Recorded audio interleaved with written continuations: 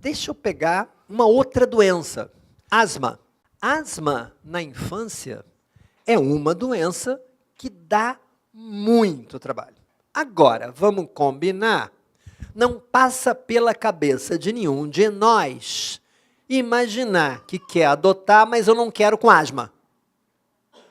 A asma está dentro do território das doenças que podem aparecer, que vão trazer consequências, mas que a gente, quando assume ter filho, a gente vai embora, certo?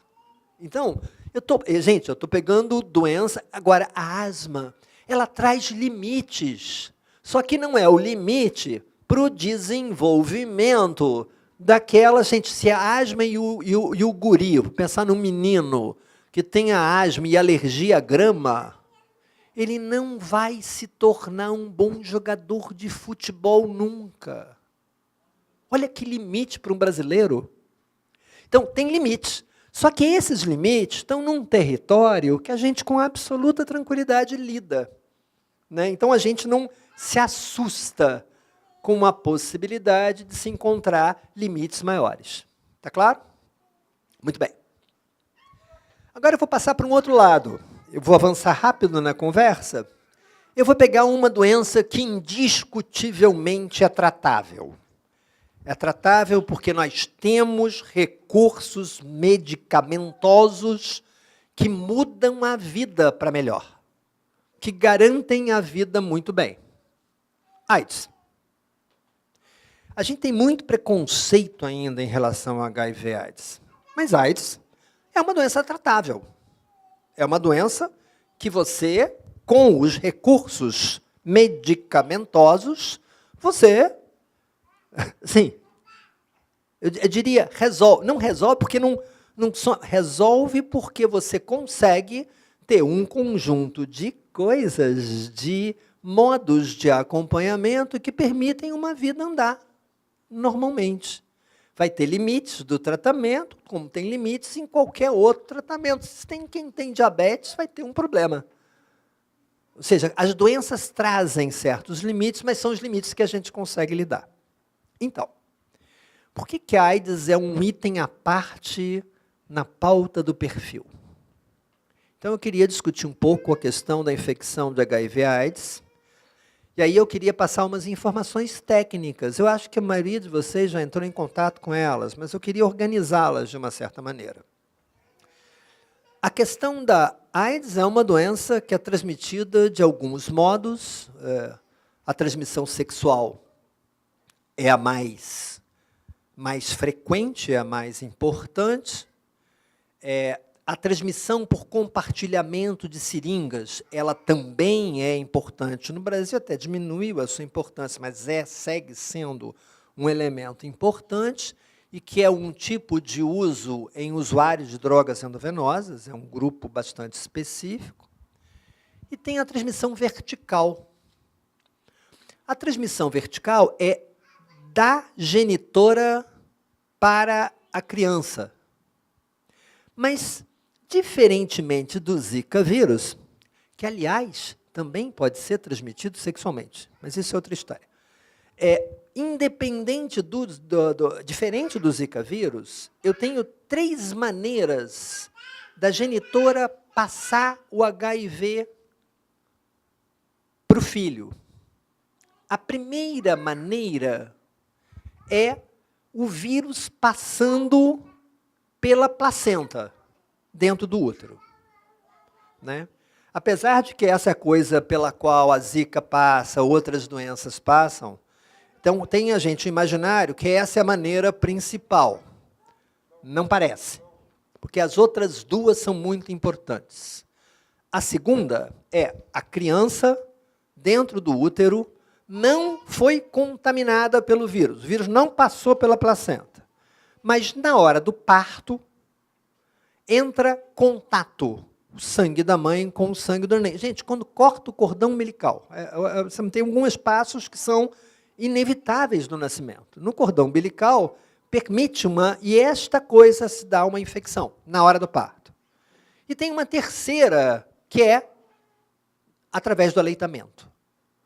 Na verdade, mulheres com HIV, né, com infecção por HIV, não podem amamentar. Então, são 3 formas.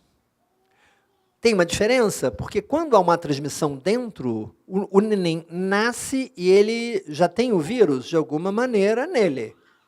Certo? Quando, no nascimento, no parto, não. Certo? Bom, então, esse é um cenário da transmissão vertical. Ela é importante no Brasil porque o número de mulheres com HIV positivo cresceu enormemente, é um número muito significativo. Consequentemente, de mulheres grávidas com HIV é isto. Bom, até algum tempo atrás, a gente tinha uma coisa que fica na discussão geral de AIDS, de HIV na transmissão vertical, porque se utilizava um teste. Tem 2 tipos de teste para a gente buscar um diagnóstico da presença do vírus. Eu vou pegar com essa mão aqui, é o teste que vai identificar o anticorpo contra o vírus, de alguma maneira. Tem vários testes. Eles se voltam para identificar o anticorpo. Ele não pega o vírus, ele pega a resposta desenvolvida por um organismo infectado. Então, antigamente, esses eram os testes usados o tempo inteiro. Então, nascia uma criança que a mãe é HIV positiva, assim que a gente falava. Aí, se você faz o teste na criança, ela será HIV positivo nesse momento. Mas ela pode não estar infectada. Por que ela é HIV positivo? Porque o anticorpo passa pela placenta. O vírus pode não passar. Também passa, mas pode ser que não tenha passado. Mas o anticorpo passa. E o anticorpo materno, gente, é muito importante o anticorpo da mãe passar. Isso evita doenças na criança logo que nasce, isso tem uma função de proteção. Quando a gente identifica uma criança que acabou de nascer, ela tem HIV positivo, a gente está vendo apenas que a mãe tinha HIV. A gente não pode falar nada sobre se tem ou não tem uma infecção. Ok? Muito bem. Você precisa esperar 18 meses. Em 18 meses, não há mais anticorpo da mãe circulando. Então, se você espera 18 meses e faz um outro teste numa criança que era HIV positivo e dá negativo, a gente vai usar um termo negativou. Esse termo é disseminado. Então, na gente, das patotas de adoção, é isso. É uma coisa assim, que a gente fala muito. Então, tem uma possibilidade, é HIV positivo, mas ele pode não ter infectado, ele pode negativar. Certo? Essa é a questão que se coloca. Isso diz o seguinte, quando você aceita no seu perfil uma criança com HIV, você corre o risco de ser positivo e não negativar. E tem uma criança com uma doença tratável. Mas vai ter um tratamento que segue a vida. É um tratamento, eu diria assim, é como algumas outras doenças crônicas, né, que vai ter, não tem muita diferença disso. Mas é engraçado que hoje em dia você tem formas de evitar a transmissão vertical.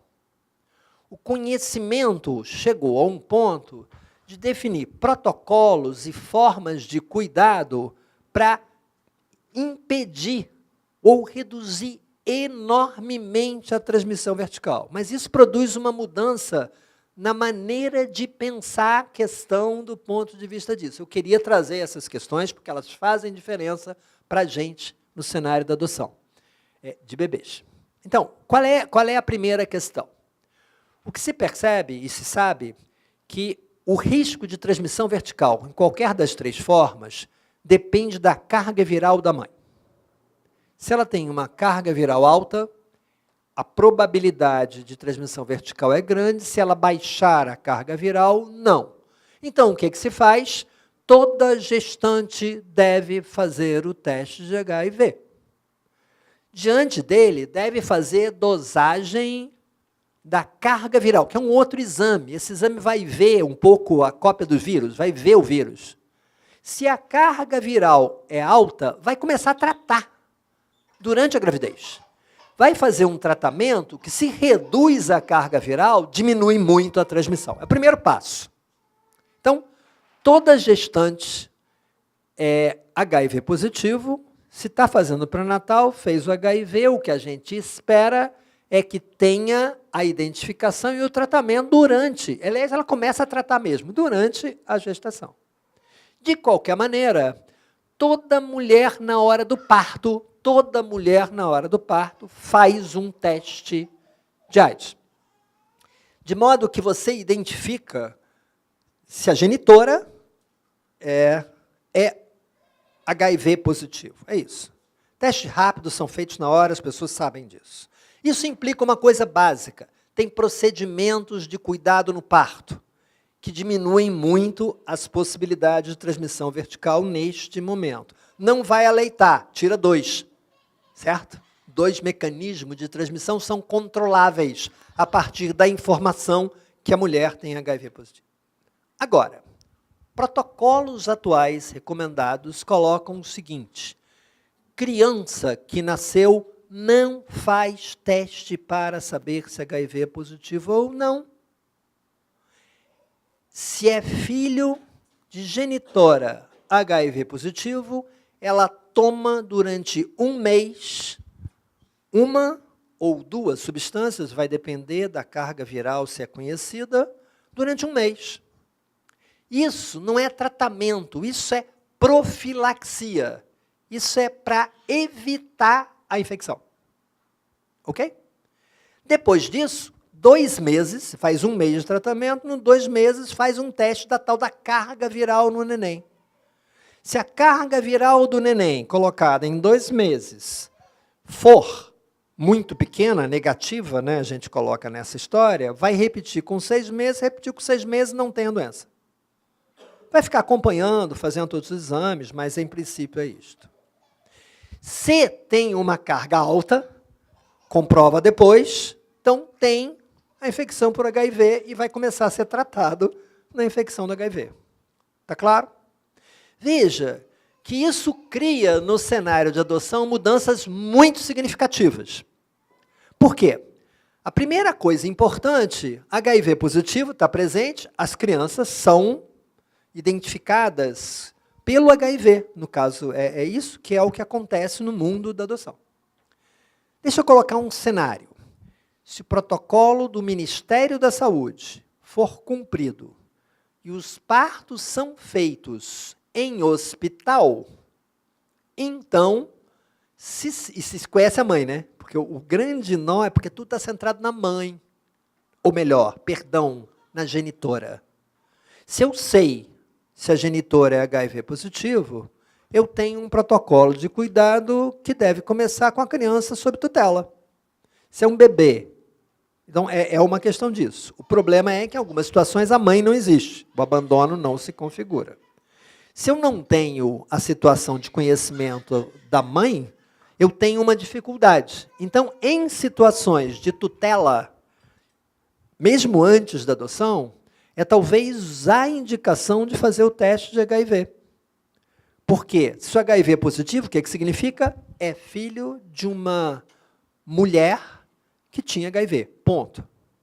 Isso permite aplicar a prevenção se ele acabou de nascer. Qual é o problema para interessados em adoção? O problema é que esse é um protocolo da recomendação de tratamento, mas as situações em que geram-se os abandonos, elas são de outra ordem. Muitas vezes, mulheres que não fizeram pré-natal, ou não fizeram o tratamento que foi recomendado, ainda que tenham feito. Muitas vezes, mesmo sendo na questão do nascimento, você tem a identificação e preconiza o tratamento, mas a mulher tem uma situação que não permite dar conta disso, porque tem o abandono. Então, a tal da profilaxia não é feita, certo? E aí, você passa a ter uma situação em que a gente precisa estar olhando, né? Hoje,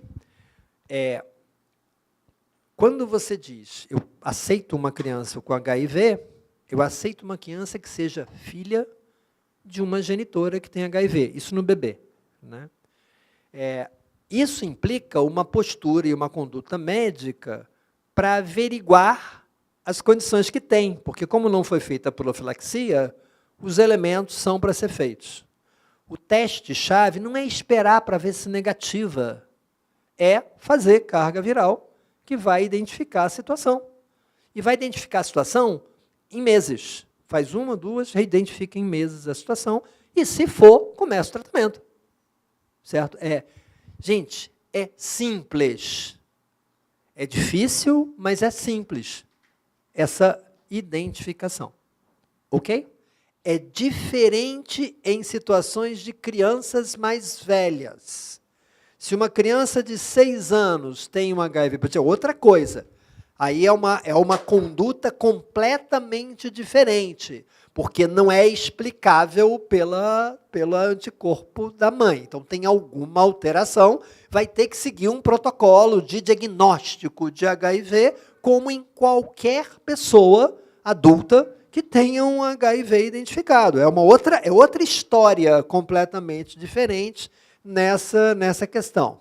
Na verdade, crianças que têm a transmissão vertical, vamos separar as questões, que são questões que precisam ser separadas pelos impactos médicos.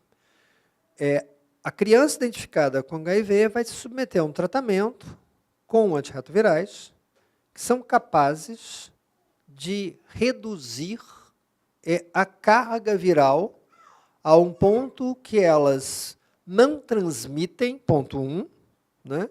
E é o ponto que tem uma vida. Tem um problema que os antirretrovirais, são várias combinações, tem aí uma análise sofisticada do acompanhamento dos tratamentos de pessoas que têm HIV/AIDS, mas a vida, eu diria, é uma vida normal. É uma vida normal de quem tem que tomar remédio. Remédio pode ter efeito colateral, ok. Diabetes, tem crianças que têm diabetes, né? Não é só o diabetes. Uma criança com diabetes tem que tomar remédios. Os remédios têm efeitos colaterais, produzem uma série de alterações, aprende a tomar. Crianças com diabetes têm que tomar injeção de insulina sistemática, aprendem a se aplicar. É impressionante. Assumem o controle da sua doença. E não é porque criança faz isso quando vai crescendo melhor do que adulto. Quando ela compreende, tem uma coisa, faz parte da vida, é uma outra rotina. Então, de uma certa forma, a gente tem que desmistificar mesmo. A AIDS, transmissão vertical, não afeta sobrevida, não afeta a perspectiva de um desenvolvimento. Vai ter cuidados e orientações que o médico que estiver acompanhando, vai estar trabalhando com tranquilidade.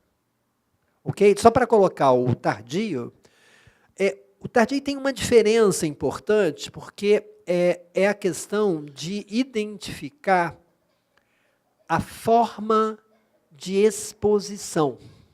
Quando você pega um adolescente que está com uma infecção de HIV, uma questão importante para a família que acolhe essa adolescente é a compreensão sobre o que está em jogo na exposição. Porque o que está em jogo pode ser o abuso sexual, por exemplo. E aí a história desta criança, desse adolescente, é completamente diferente de outro, mas não é pela doença, não. A doença é a mesma coisa, medicamento, vai acompanhar e vai colocar. O que está em torno do ponto de vista da exposição é que pode mudar.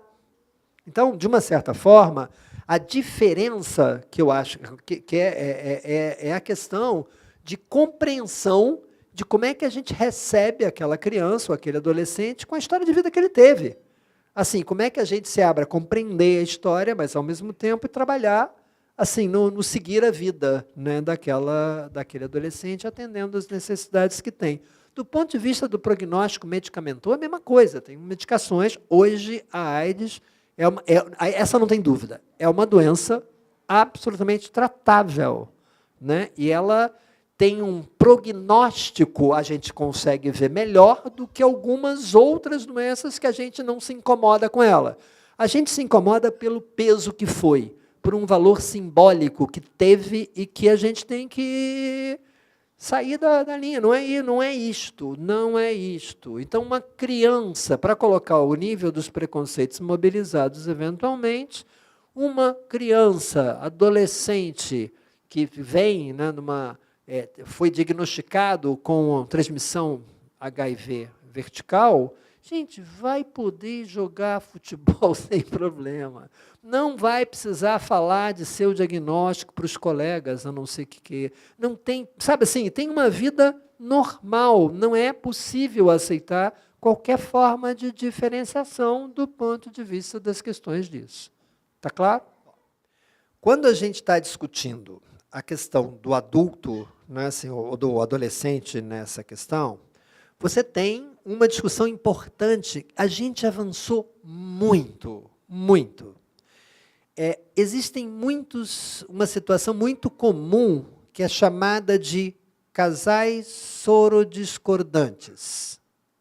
Isso é muito importante, sobretudo, quer dizer, primeiro, o casal sorodiscordante precisa de adotar procedimentos que evitem a transmissão da doença. Porque, senão, casais sorodiscordantes, o outro vão deixar de ter discordância, por um consenso que não necessariamente é o melhor. Então, isso gera um pacto construído junto.